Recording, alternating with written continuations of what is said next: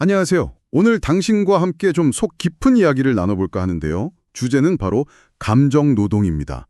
살다 보면 속은 막 부글부글 끓는데 겉으로는 웃어야 할 때. 우리 나이쯤 되면 다들 경험 있으시거나 옆에서 보셨을 거예요. 그렇죠? 참고 넘어가야 한다 이런 생각들 많이 하셨을 텐데요. 오늘은 그 온라인 글 마음 온라인하고 또 한국보건사회연구원 연구 자료로 좀 봤어요. 이걸 보면서 이 감정 노동이라는 게 구체적으로 뭔지 또 우리 마음 건강하고는 어떻게 연결되는 건지 좀 알기 쉽게 풀어보려고 합니다. 당신의 경험과 한번 이렇게 비교하시면서 들어보시면 더 와닿지 않을까 싶네요. 예, 감정 노동. 많이들 들어보셨을 텐데요. 쉽게 말하면 이제 일터에서 내 진짜 기분하고는 상관없이 그 조직이 원하는 감정 있잖아요. 예를 들면 늘 웃는 얼굴이라던가 아주 상냥한 말투, 이런 걸 보여줘야 하는 그런 상황을 말하는 거죠. 특히 사람 만나는 일이 많은 그런 서비스직이나 판매직 분들이 많이 겪으시고요. 맞아요. 그 마음 온라인 글에서 보니까 가면 우울증이라는 말도 있던데 이게 딱 그거 같아요.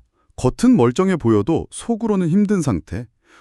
근데 이 가면 우울증하고 감정 노동 사이에 그 연구 자료에서도 뭔가 좀 구체적으로 연결되는 게 있나요? 그냥 단순히 기분 숨기는 거, 그거 이상의 문제가 있는 건지 좀 궁금하네요. 그거 아주 중요한 질문이신데요. 연구 자료를 보면 자신의 진짜 감정을 이렇게 꾹 누르는 거, 이걸 표면 연기라고 하거든요. 근데 이 표면 연기가 계속 반복될 때 문제가 커진다고 나와요. 이게 단순히 기분만 숨기는 걸 넘어서 뭐랄까 심리적인 에너지를 엄청나게 소모시키는 거죠. 결국 이게 계속되면 무기력감 아시죠? 그 소진, 번아웃 상태, 그렇게 이어지고 스트레스가 너무 심해져서 우울증 같은 마음의 병까지 얻게 되는 그런 경로를 밟는 경우가 많다고 합니다. 그러니까 그냥 기분이 좀 안 좋다 이 수준이 아닌 거죠. 그렇군요. 에너지가 소모된다는 그 표현이 참 와닿네요. 실제로 그 보건사회연구원 자료 보니까 감정 노동을 하는 분들이 스트레스 겪을 위험이 다른 분들보다 3.5배나 높다. 와, 이 수치가 있더라고요. 정말 높은 거잖아요. 게다가 감정 노동자 절반 이상, 52.5%가 회사로부터 충분한 지지나 보호를 못 받고 있다. 이렇게 느낀다니.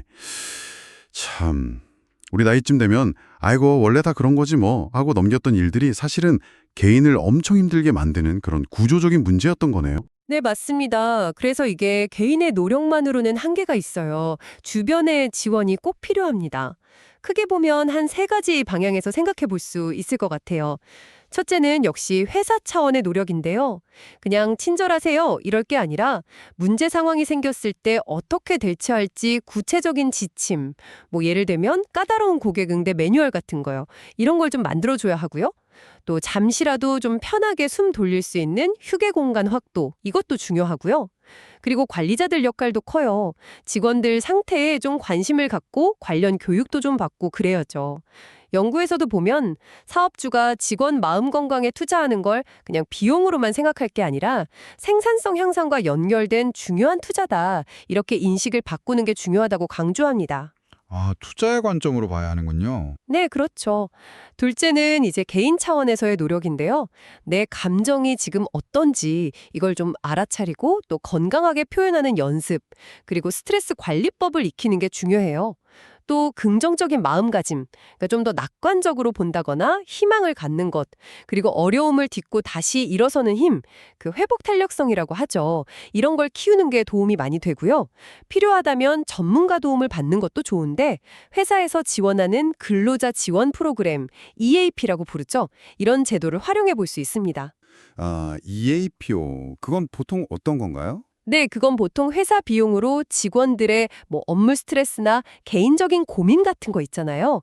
그런 거에 대해서 비밀 보장되는 상담을 제공하는 서비스예요. 아하, 그런 좋은 제도가 있군요. 맞아요. 서로 좀 존중하는 문화를 만드는 그런 사회적인 노력, 캠페인 같은 것도 필요하다고 봅니다. 네. 결국 이 감정 노동 문제는 누구 한쪽만 애쓴다고 해결될 일은 정말 아니군요. 나 자신, 또 내가 속한 조직, 그리고 우리 사회 모두가 관심을 갖고 같이 노력해야 한다는 그런 말씀이시네요. 오늘 나눈 이야기가 당신의 일상과 마음을 잠시나마 좀 되돌아보는 그런 시간이 되었으면 좋겠습니다. 네, 그리고 마지막으로 이런 생각을 한번 해보시면 어떨까 싶은데요. 우리 세대는 뭐랄까, 감정을 좀 억누르고 참는 것에 익숙한 면이 있었잖아요. 근데 요즘 젊은 세대는 또 다른 형태의 감정 노동에 시달릴 수 있겠다는 생각이 들어요. 예를 들면 뭐 SNS 같은 데서 보여주기식 감정 표현이라던가 이런 것들이요. 이 문제가 세대별로 어떻게 좀 다르게 나타나는지, 그리고 또 우리는 서로 어떻게 이해하고 도울 방법은 없을지 한번쯤 고민해 보시는 것도 의미 있지 않을까 싶습니다.